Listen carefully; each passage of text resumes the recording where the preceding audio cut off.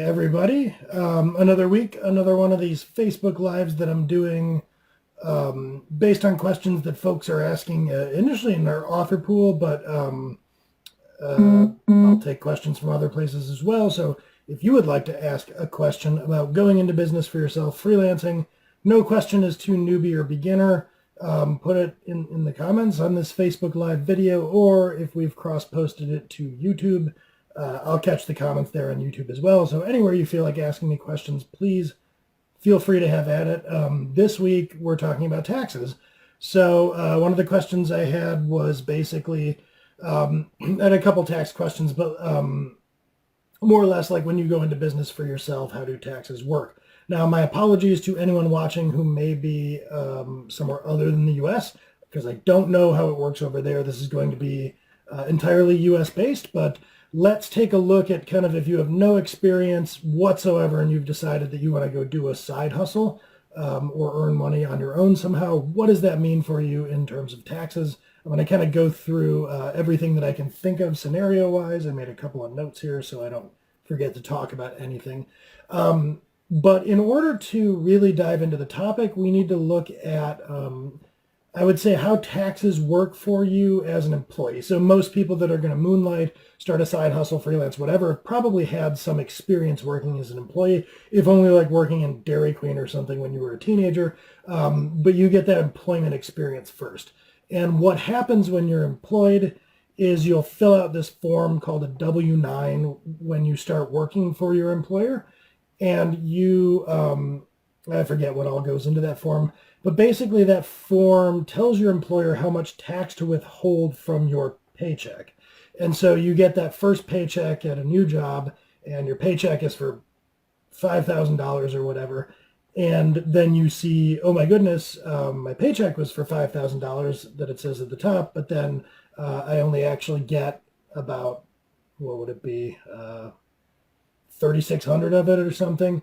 That's known as withholding. So there are a number of things that get withheld from your paycheck, so-called payroll taxes like federal tax, state income tax, any local taxes that you might have if you have a municipality that does that. Then there's also Social Security, or what are called FICA taxes. I won't get into that too much, but think of it as a ball of money that the government, if you will, withholds from your paycheck.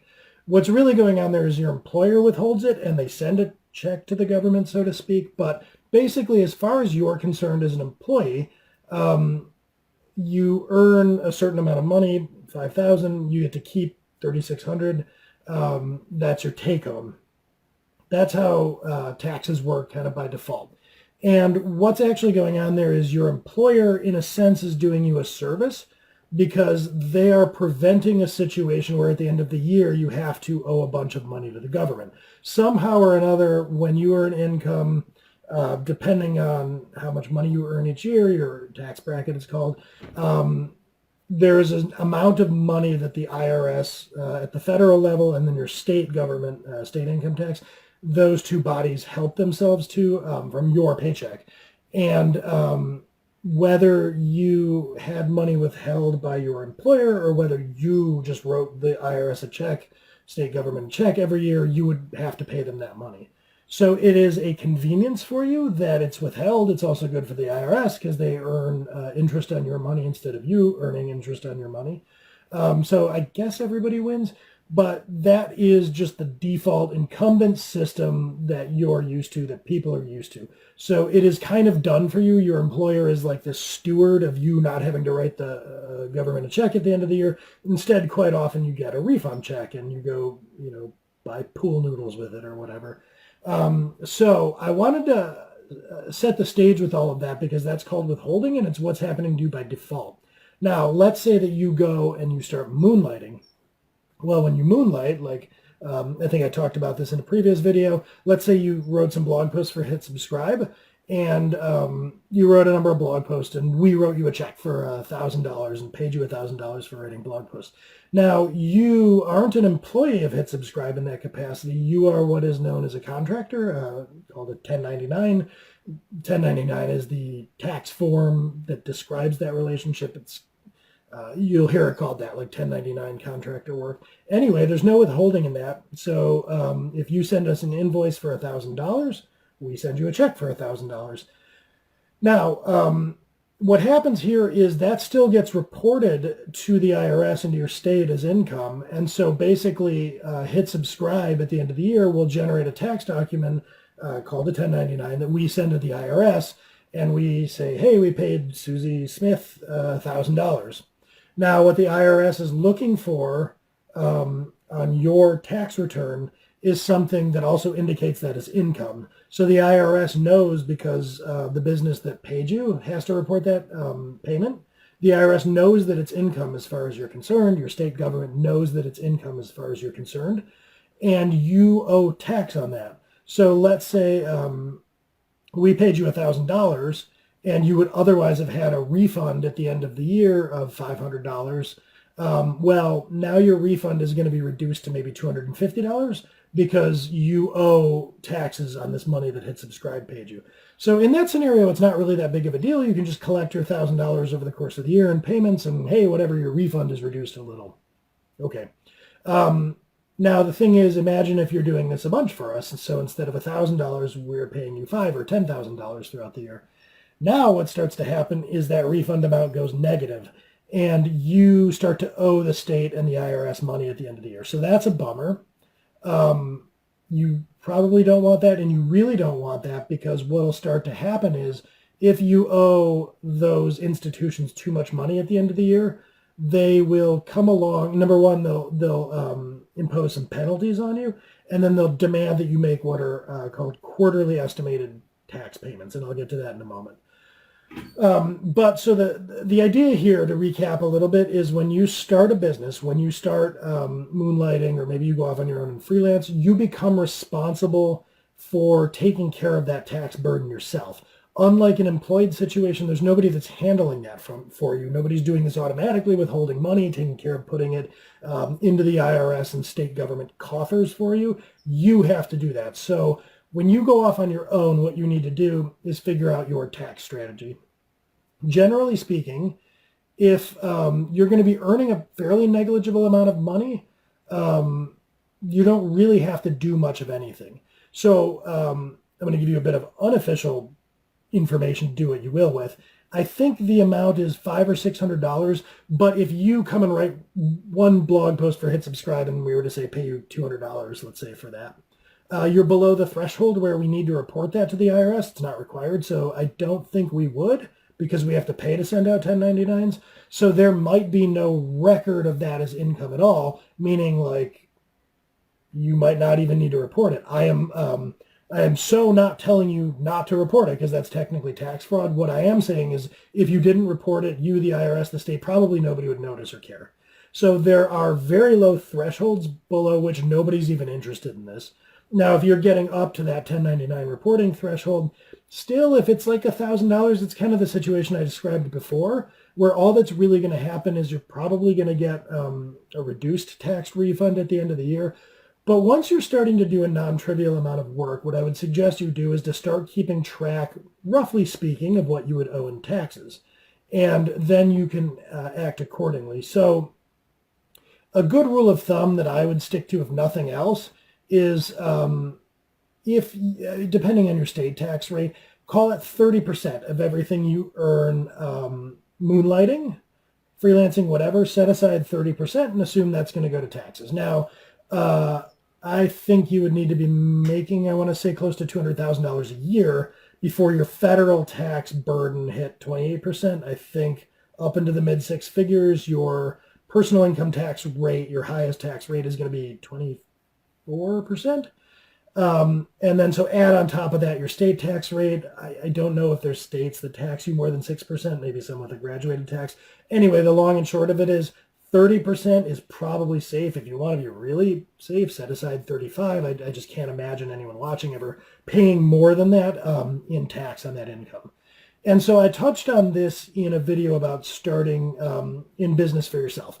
But what I would recommend doing if you're somewhat serious about moonlighting, or if you're going freelance and having your own business, is you're going to have a checking account, presumably, for that business. If you don't, if it's just your own personal checking account, either way, create a savings account that's just there for taxes. And so everything you get paid when you're moonlighting, when you're freelancing, as soon as you get that $1,000 check, take 30 or 35 if you're cautious percent of it, so $300 or $350, and just immediately transfer it into that savings account.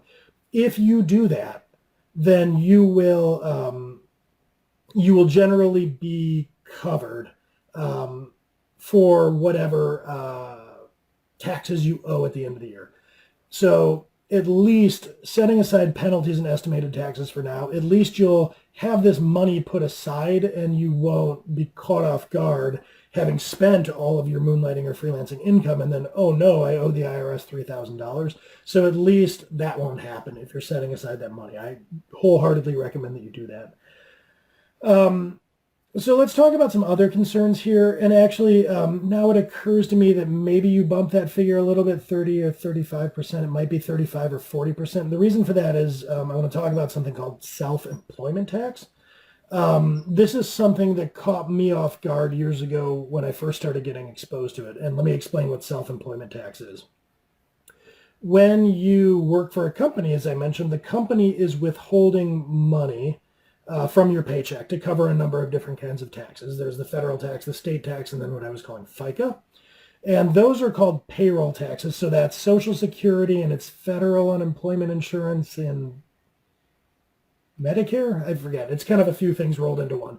But, because the U.S. government and state governments just love complexity, they actually split the burden of those taxes between you and your employer. So go thank your employer one day for this because they are paying half of your FICA taxes. You don't know this, you never see it, but your employer actually pays more than your salary plus taxes because they're covering the burden. They're taxed for employing you. So when you go off on your own, the IRS kind of gleefully looks at you and says, hey, now that you're on your own, not only are you an employee, but you're also your own employer. So you owe us both of those taxes. And that's called self-employment tax. And if you didn't know this, if you'd just been used to understanding your taxes as an employee, now you've got this other set of taxes to pay. And I think it's about 6% of your income. And that's why I'm kind of correcting myself and saying you might want to boost, if you're conservative, to 35 to 40% of your income that you set aside. And like, man, doesn't that start to sound like a lot? I will say that your effective tax rate will not be 35 or 40%, so this is a conservative strategy, but that has to do with deductions and a bunch of things that I won't get into. I don't really want to muddy the waters. What I'm doing is giving you advice that if you're setting aside this amount of what you receive as a freelancer, as a moonlighter, you will be safe. So make it a point to do that because you're going to have to cover the self-employment tax. You're covering all your own taxes and you're responsible for paying the IRS. Now, if your income is non-trivial, I don't have a great rule of thumb for this, except to say that if you're able to project out and you think you're going to owe the IRS more than a little bit of money at the end of the year, what you're going to want to do is start making what are called quarterly estimated tax payments. And I don't know if I've ever recorded a video of myself doing this. It's really not hard to do. Like if you Google federal estimated tax payments, you'll get to the right page. And you can just go do an online payment. But basically, that account you're creating for yourself that's holding all of your taxes, once a quarter, you want to go and empty that out to the IRS and also to the state government, like in proportion. So if your state tax rate is 3%, you want to pay them the equivalent of 3% of what you earned, and then the rest you give to the IRS. And making those quarterly payments keeps them happy. And by the way, once you file your tax returns, for instance, I personally have been making estimated tax payments for years. All throughout 2020, I made 4 estimated tax payments. At the end of the year, when I'm going to gear up to do my tax return here in 2021 for 2020, I log all those estimated payments. So it banks as money that I have already paid. And so I usually wind up getting a refund because I'm a little bit cautious and I'm usually overpaying on estimates so that I don't get whacked owing money at the end of the year. So to recap there, when you're doing your own taxes, And if you think you're going to owe money, you might owe money, I would suggest making those quarterly estimated tax payments. And you do that 4 times throughout the year. And that's going to do a few things. It's going to stop you from having to write a check, most likely, at the end of the year. It's going to stop you from incurring penalties because the IRS, as I've said before, and your state government, they like to earn interest on your money. They don't like it when you earn interest on your money. So what they're going to do is if you haven't given them enough of your money in their determination, they're going to charge you a penalty. It's usually not much. Don't let that worry you if you underpay. It's, I forget what, but I think tens of dollars, like it's not injurious. But nevertheless, you will get those penalties. So you can avoid all of that with quarterly estimated tax payments. And I will say, if you are serious about being in business for yourself, if you are even serious about moonlighting fairly steadily, this is something that's going to be on your radar. If you're making a non-trivial amount of money outside of an employed context, then just assume that quarterly payments and dealing with the IRS and the state tax entity in this fashion is going to be part of your life. Read up on it a little, go understand how it works, get used to it, because it'll be a thing. One last thing that I'll mention, just because this tripped me up and I wound up owing money for a couple of years because this is bonkers. But, you know, if I told you that you had to make quarterly payments, you would probably think, oh, right, so like once every quarter I make that quarterly payment, and a quarter is 3 months. No, as it turns out, that's wrong because the IRS quarters aren't every 3 months. It's 3 months, then 2 months, then 3 months, then 4 months. I kid you not. So you make those quarterly estimated payments in April, and then in June, not July, otherwise you're late if you make the quarterly payment after second quarter. And then you do it again in September and then after December. So 3 months, 2 months, 3 months, 4 months. For that, all you have to remember is that it's janky and, you know, just always check the dates. It's that second quarter that's short for reasons known only to the great bureaucracies of the world. But in all seriousness, I'm mentioning that hopefully to save you a few dollars because it's so insane and counterintuitive that you're not going to really notice that until you get penalized. And the IRS is like, yeah, what kind of quarters are you talking about? Ours are 2 months sometimes. So anyway, yeah, fun stuff that you learn along the way. So hopefully this has been interesting.